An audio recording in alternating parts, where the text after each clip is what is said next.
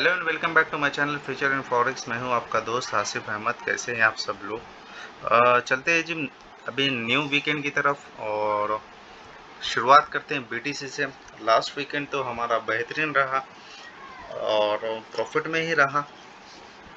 और ज़्यादातर तो जो फ्राइडे वाले दिन जो कॉल्स दी गई थी व्हाट्सएप ग्रुप में और वीडियो के लेवल्स परफेक्टली एग्जीक्यूट हुए, अच्छा खासा प्रॉफिट बनाया। और गोल्ड का हमारा जो टीपी था वो टीपी हिट हुआ। 59 से 55 का एरिया सेलिंग का था, वो 40 का टीपी था। 41 का वो टीपी हमारा हिट हुआ।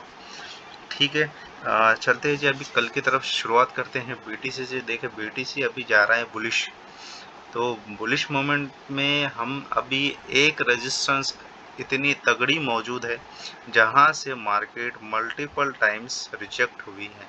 आपको अगर पिछला चार्ट अगर बैक टेस्ट दिखाऊं तो ये जो एरिया है ये 99,000 से 99,400 का जो एरिया है, मल्टीपल टाइम्स यहाँ से एक बार रिजेक्ट हुई, सेकंड टाइम यहाँ से रिजेक्ट हुई, थर्ड टाइम रिजेक्ट हुई, यहाँ पर फोर्थ टाइम, फिफ्थ टाइम और फ्राइडे वाले दिन सिक्स टाइम। अभी ये मार्केट ऊपर जा रही है।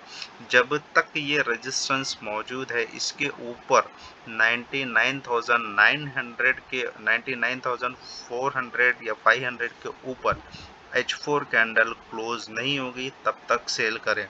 अगर H4 कैंडल क्लोज हो गई तो ये मार्केट नेक्स्ट 1,02,600 लगाएगा। ठीक है, तो आप यहाँ पर आएगा मार्केट ऊपर का एसएल रखे, 1 लाख का एसएल रखे, 150 पे एसएल बन रहा है 99,400 500 या फिर 99,000 से जिसकी इक्विटी अच्छी है तो वो ऊपर का एसएल रखे और सेल करे। TP1 होगा 96,000, बड़ा टीपी बता रहा हूँ, 200-250 पिप्स का टीपी है। इसको आप नज़र में रखिए। और अगर बाइंग करना है तो बाइंग के लिए अब एक लेवल मैं आपको मार्क करके दे देता हूँ जहाँ से अच्छी बाय निकलेगी।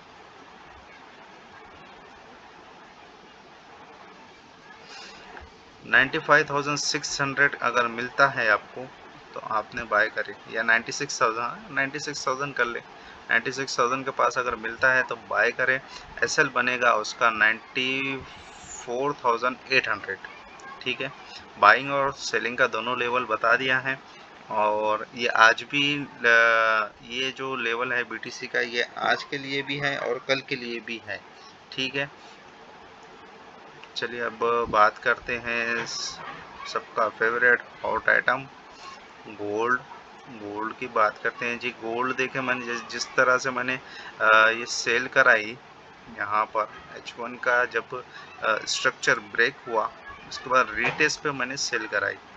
अभी भी मार्केट रीटेस्ट पे ही क्लोज हुई है, मतलब 40 के नीचे H1 कैंडल ओपन और क्लोज हो गई है, मतलब स्ट्रक्चर बेरिश है।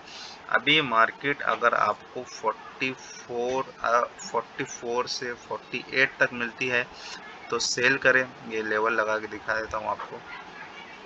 यहाँ पर ऊपर जाती है तो मार्केट नीचे ही आना है। मार्केट अगर 43 48 मिलता है आपको 54 का एसएल रखे। TP1 रहेगा आपका 2631, उसके बाद TP2 रहेगा 2622। ठीक है, ये हमारे लेवल्स है सेलिंग के लिए। और बाइंग अगर मुझे देखनी होगी तो मैं बाय देखूंगा यहाँ से 2611 से। ये मेरा गोल्ड के लिए प्लान है। ठीक है, चलिए अब बात करते हैं सिल्वर की।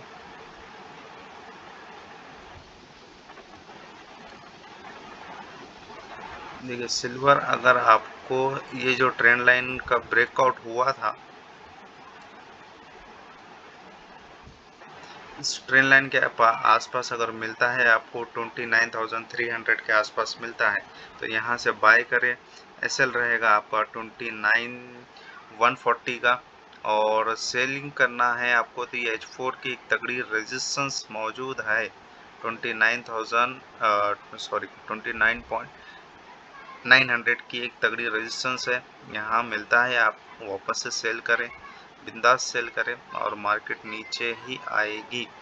बीटीसी तो सिल्वर थोड़ा सा बुलिश है, लेकिन अभी इसकी रिट्रेस करता है मार्केट 800, 850, 900 तक। तो आपने 30.100 का एसएल रखे और TP1 रहेगा इसका 29.300। ठीक है। BTC का भी मैंने सॉरी BTC आ रहा है ज़ुबान पर। सिल्वर की तगड़ी रेजिस्टेंस मौजूद है, सपोर्ट और रेजिस्टेंस, सेल और बाइंग के दोनों लेवल मैंने बता दिए हैं। ठीक है। अब बात करते हैं जी ऑयल की। ऑयल देखिए बुलिश जा रहा है, और अगर हमारा लेवल सेलिंग का था जो फ्राइडे की जो वीडियो थी, और लेकिन वो लेवल आया नहीं है। अगर मार्केट आपको 72.2 72.5 अगर मिलता है तो 71 का एसएल रखे और बाय करें।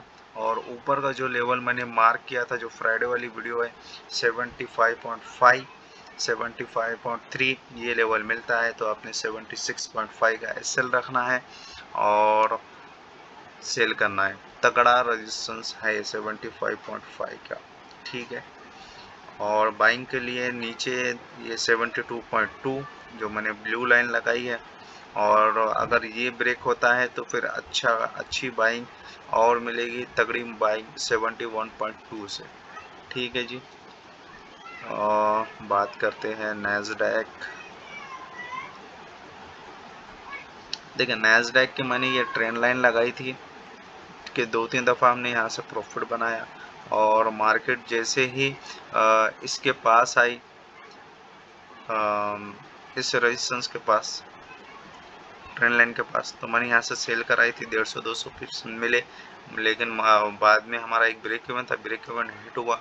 उसके बाद हमने कोई कॉल नहीं दी, क्योंकि एक रूल है, क्योंकि जब टारगेट पूरा हो जाता है और स्पेशली फ्राइडे वाले दिन टारगेट कंप्लीट हो जाता है या 70-80% भी हो जाता है तो मार्केट से हम एग्जिट हो जाते हैं।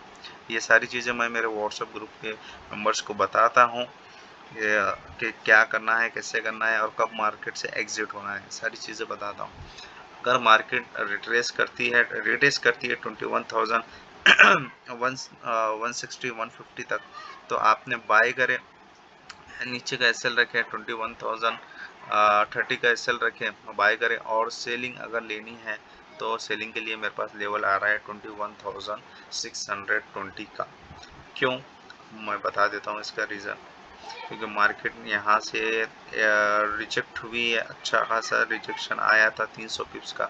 उसके बाद मार्केट ने इसको सपोर्ट बनाकर ऊपर गई, तो अब ये जो सपोर्ट है अब वो रेजिस्टेंस का काम करेगी। ठीक है जी।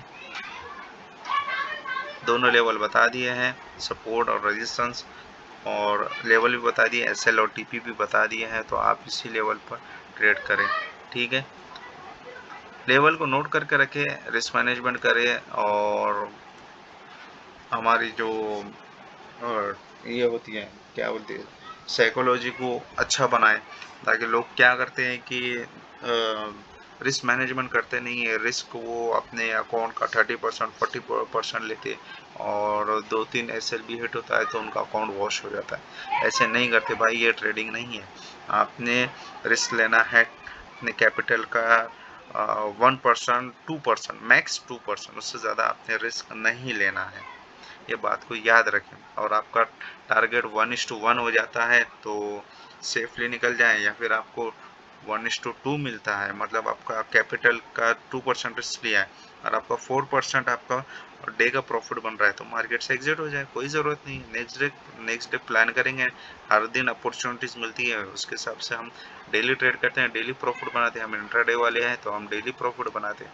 तो इस चीज़ का आप ख्याल रखें और लेवल्स को नोट करके रखें। और कुछ भी अपडेट अगर चेंज होती है, जैसा मैं बताता हूँ, कैंडल ओपन होती है, क्लोज होती है, स्ट्रक्चर ब्रेक होता है, स्ट्रक्चर चेंज होता है, वो मैं अपडेट व्हाट्सएप ग्रुप में देता हूँ। ठीक है जी। Thank you so much.